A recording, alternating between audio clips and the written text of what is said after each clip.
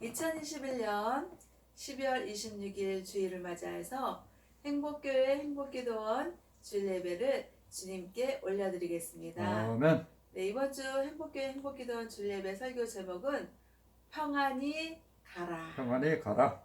네, 성경에 있는 말씀, 구약에 있는 말씀이 아니라 신약에 있는 말씀입니다. 신약의 마가복음 5장 34절의 말씀을 다 같이 찾으시고 찾으셨으면 합독하겠습니다.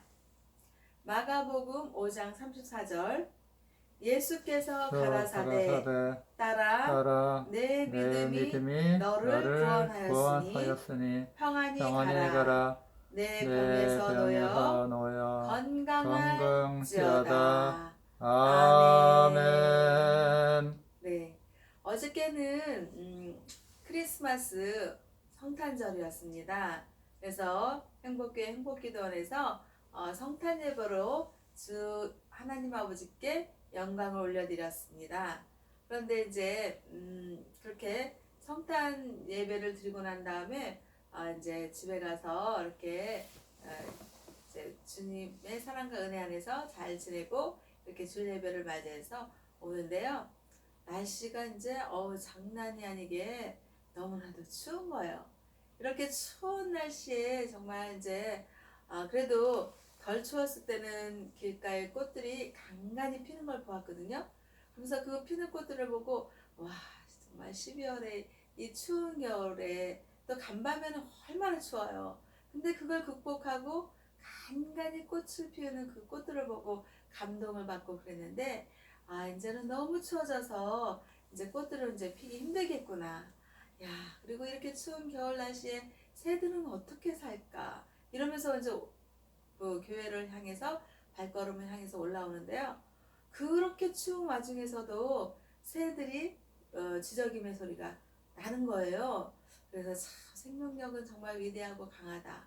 그런데 이 겨울 추위를 정말 잘 극복하고 살아야겠고 또 이렇게 정말 이 추위, 겨울 추위 고난 이거를 정말 잘 극복하고 잘 이겨내고 살아야지 되는데 정말 작년 겨울 추위도 추웠는데 잘 극복하고 산 것처럼 또 올 추위도 올 추위 겨울도 잘 이겨내야겠다 라는 뭐 그런 생각을 하면서 이렇게 이제 행복기도원에 올라왔습니다.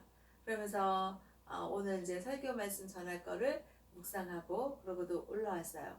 그런데 제가 이제 어저께 이제 성령님의 감동이 때때로 있잖아요.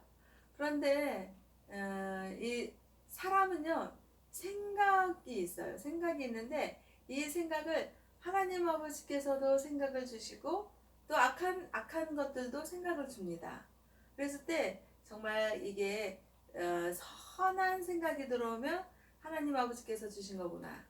그리고 또 마음에 뭐 어떤 갈등을 조성하고 또 이렇게 뭐 좀 부정적인 생각이 오고 뭐 선한 거에 반대되는 것들이 온다. 그러면 그런 생각은 악한 것들이 가져다 주는 거로구나라고 생각을 하고 얼른 주 예수님의 선하신 믿음의 길로 돌아서야지 되는 게 하나님 아버지의 자녀들의 삶의 예배자인 것입니다. 아멘. 그런데요, 목사의 그 직분은 사실 막 이렇게 정치적인 그런 생각, 정치적인 그런 이념 추구를 하는 거를 본인 자신은 할 수는 있지만 굳이 이렇게 막 사람들한테 나는 이런 정치적인 이념을 가지고 있다라고 이렇게 자기 색을 드러낼 필요가 없다라는 그런 생각을 해서 제가 이제 그런 것들을 이렇게 뭐 나타나지 않았습니다. 근데 성령님의 감동이 뜨겁게 저한테 역사를 하고 감동을 주는 게 뭐냐면 대한민국의 대통령이 지금 후보자로 나온 사람들이 지금 민주당의 이재명이 있고 국민의힘의 그 윤석열 그 후보가 지금 나와 있잖아요. 그런데 정말 뭐 이재명의 그 대장동 사건, 뭐 장남의 그 문제들 막 이런 것들이 막 이렇게 나오고 또 윤석열 후보는 그 와이프 김건희에 대한 그런 허위 조작 사건들, 그리고 또 그 장모에 대한 그 이렇게 문제점들, 막 이런 것들이 많이 드러나고 있잖아요. 그래서 이 인간의 모습이라는 게 참 보면은 정말 허위가 많고 가식이 많고 이 정치판의 그 정치인들이 정말 대한민국을 이끌어 나가는 데 있어서 국민들에게 정치는 이렇게 하는 것이다. 그리고 정치인들은 이렇게 대한민국의 국가를 위해서, 대한민국의 국민들을 위해서 정말 열심히 최선을 다하고 있다. 이런 모습을 보여주면서 국민들에게 감동을 주고 있는 그런 정치인들이 과연 누가 있나? 어떤 분들이 있을까요? 그 미국에는 미국 뭐 기업을 할 때요. 기업의 그 대표 그 인물이 뭐 기업 그 미국의 자동차의 포드 대통령, 또 뭐 링컨 대통령, 이렇게 그 국민 그 기업의 그 대표되는 상징을 그 미국의 그 대통령으로만 한다는 거예요.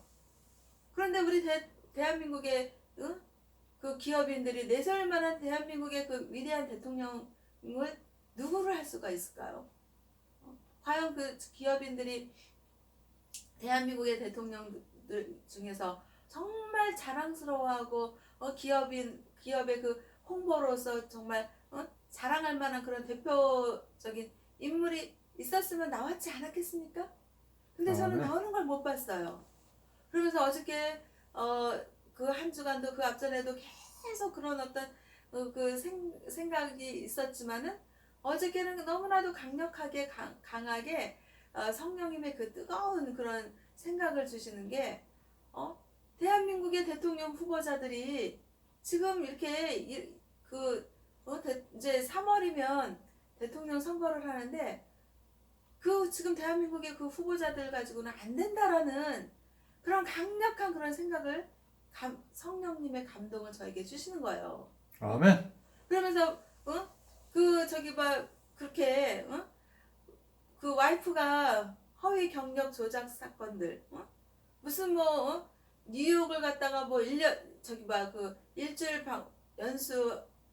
연수를 했다나 뭐 일주일 가지고서는 그거 가지고서는 무슨 뭐 그 경력으로 뭐 뉴욕 대학교 뭐 연수 뭐 경력을 넣고 그렇게 뭐 무슨 뭐 또 뭐 여러 가지 하여간 제가 정말 꼭 집어서 이런 문제가 있다라고 말을 하기는 제가 그렇습니다. 왜냐하면 제가 목사 직분을 가지고 있으니까요.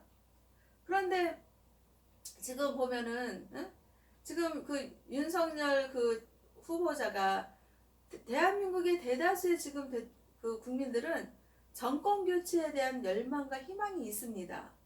그런데 지금 처음에는 윤석열 국민의힘이 지지율이 이렇게 처음에는 높았다가 지금 계속 김건희 와이프 사건, 또 장모 또 문제 사건, 이런 것들이 막 터지고 그러다 보니까 이재명의 그 민주당의 이재명이 그 대장동 사건도 있고 대장동에 무슨 두 사람이 지금 죽지 않았습니까?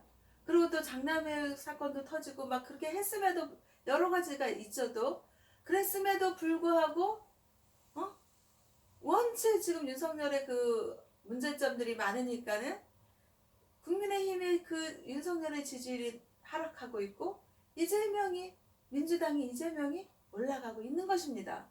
그러면 사람들이 어떻게 생각하는 거예요? 정권 교체를 강력하게 소망하고 희망하고 있는 와중에도 도저히 저 사람 가지고 윤석열 그 후보 가지고는 안 되겠다라는 생각을 가지고 그러면 그럼 지금 두 사람이잖아요. 그러면 저 사람보다 좀 덜한 사람, 민주당의 이재명이 정말 잘하고 정말 좋아서가 그런 게 아니라 윤석열보다는 그래도 덜하니까 할 수 없다. 그러면 이재명 찍어야겠다라는 생각이 돌아서서 지금 이재명 후보가 올라가고 있는 거예요. 그렇다고 무슨 지지율이 무슨 50%, 막 60%, 70% 이렇게 올라가는 게 아니지 않습니까? 기껏해야 지금 바닥에 그런 프로테이지 가지고서 지금 박빙으로 하다가 지금 이재명 민주당이 올라가고 있는 것입니다.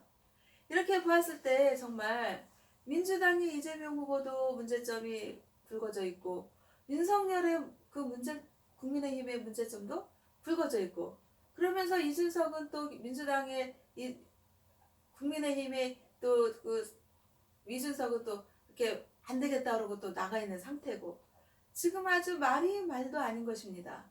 이러면서 정말 성령님의 그 뜨거운 저희 안에 그 주시는 감동이 국민의힘 정권 교체 지금 하기 힘듭니다.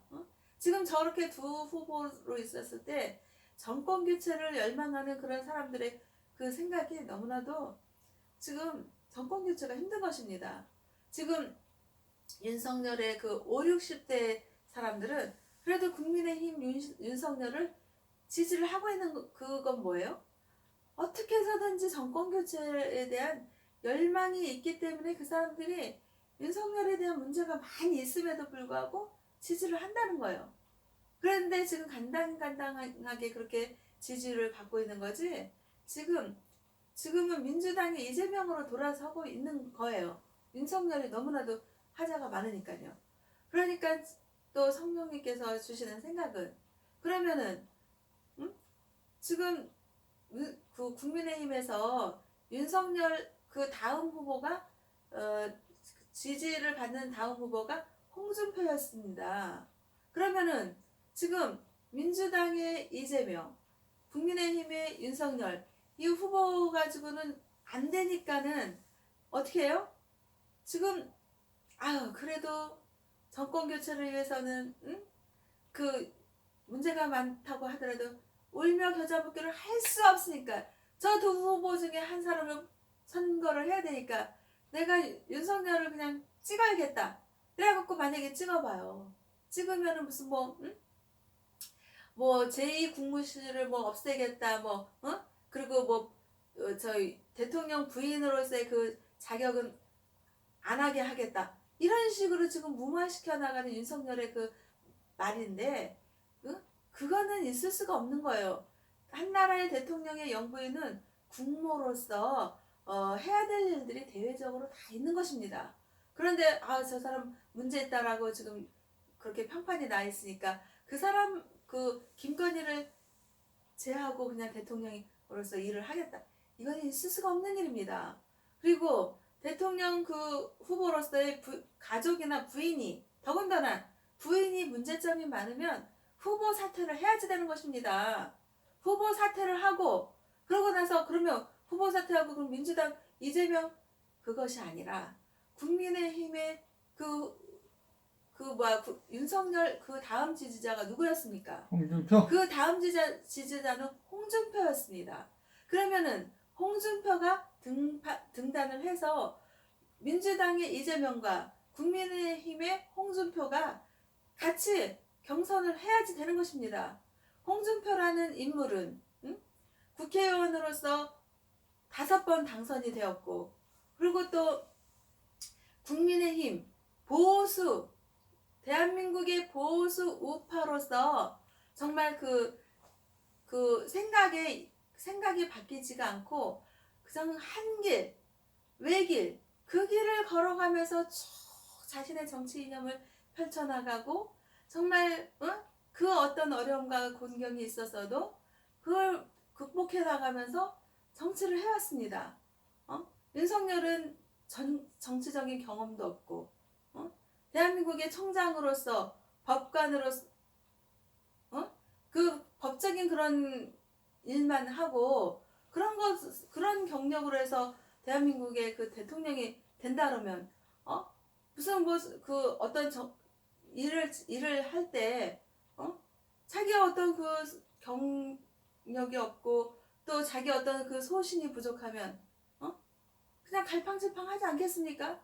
그러면 대한민국의 그 정치가 아주 흔들리는 요동치는 배가 되지 않겠습니까?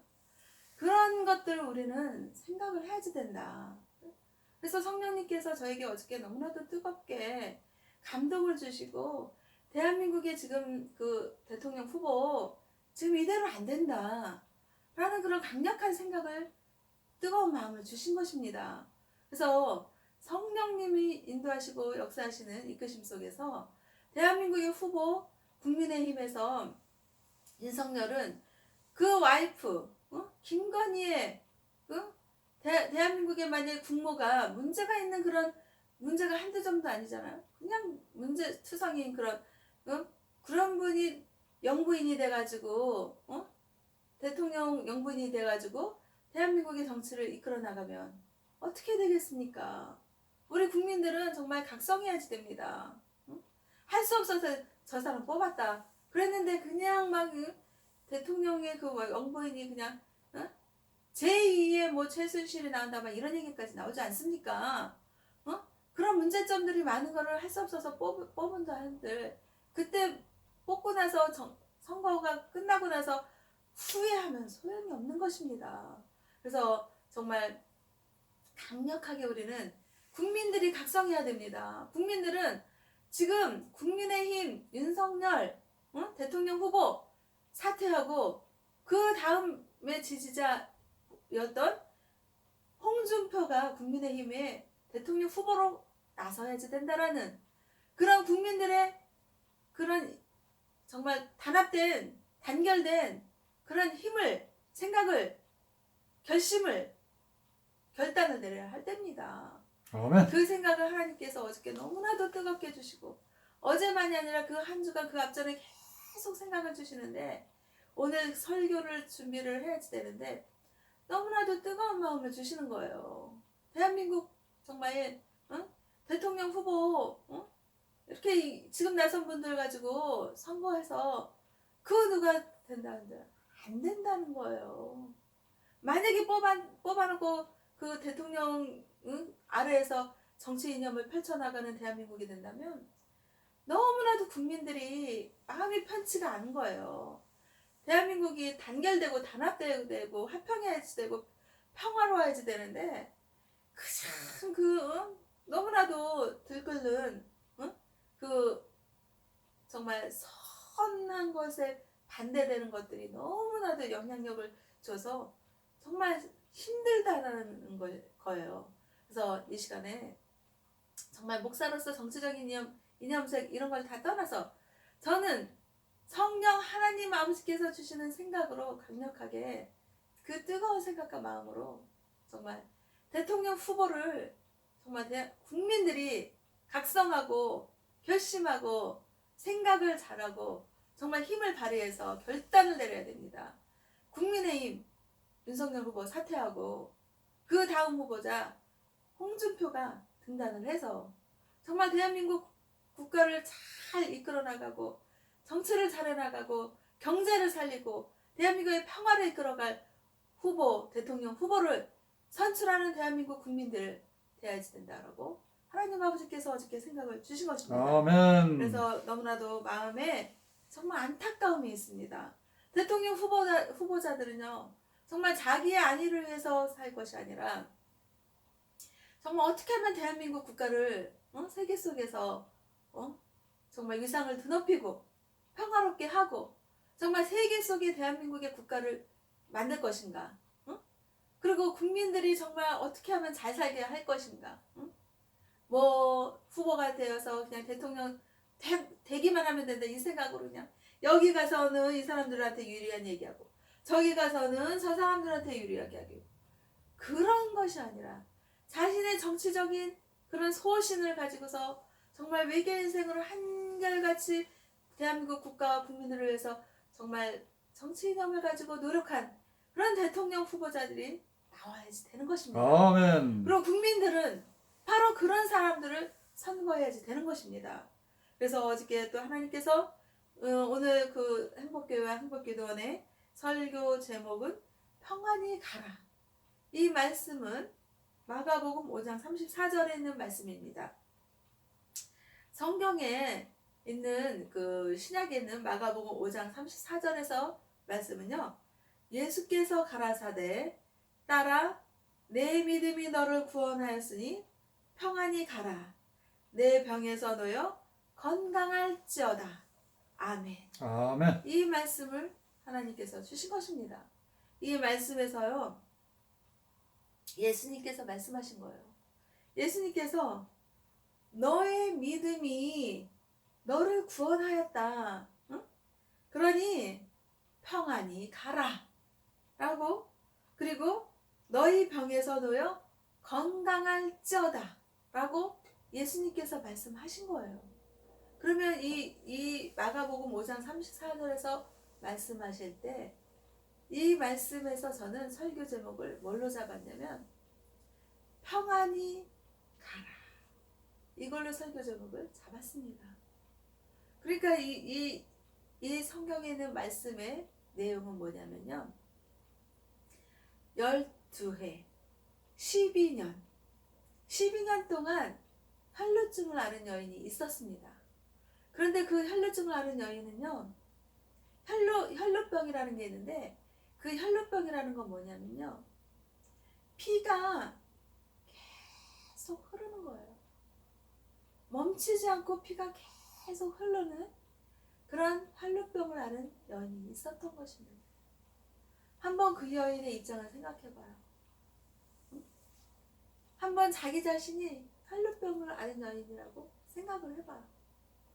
하루 이틀 사흘도 아니고 계속 12년 12회를 계속 피를 흘리는 그런 상황이 있는 거예요. 그러면 그때 당시에 이스라엘 백성들은 어떻게 생각을 했냐면요, 여인이 혈루병을 앓는 여인이 있잖아요. 그러면 그 여인을 부정하다고 생각을 하는 거예요. 그래서 그 부정한 여인을 예배에도 참석하게 못하게 했고, 그리고 자신들의 어떤 그런 그 행사나 모임이나 그 어떤 거에도 참여하지 못하게 했습니다. 이방인이 되는 거예요.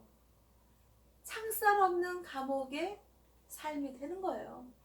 그러면 그 여인은 왕따가 된 거죠. 무리 속에 들어가지도 못하고 그 어떤 그 사회 구성원 속에서 조직에서 정말 원하지도 않았지만 쫓겨나는 시대가 되는 겁니다. 얼마나 안타깝겠어요. 그러니 자기가 병을 앓았으니 그 병을 고치려고 노력하지 않았겠습니까? 이 병원도 가보고 저 병원도 가보고 좋다고 좋다고 소문날 때는 다 가본 거예요. 그러니 갈 때마다 뭐 그냥 갔겠습니까? 자기의 있는 돈 병원비 다 들어가면서 그 돈을 다 쓰다 보니까 나중엔 탕진한 거예요. 재산이 없는 거예요. 12년을 갖다가 그렇게 병을 앓으니 그동안에 그 있는 돈이 나만 하겠습니까? 병원비를 다 써버리고 이제 탕진하고 이제 이 여인은 너무나도 정말 힘든 상황이 된 겁니다. 재산도 날렸지, 돈도 없지, 가진 거 없지, 사람들 속에서는 외면당하지, 응? 완전히 정말 어떻게 바닥 밑바닥, 벼랑 끝의 삶의 여인이 된 것입니다. 그랬는데 이 여인이 그 많은 사람들 무리 중에 예수님의 그 제자를 데리고 예수님이 지나가는 거예요.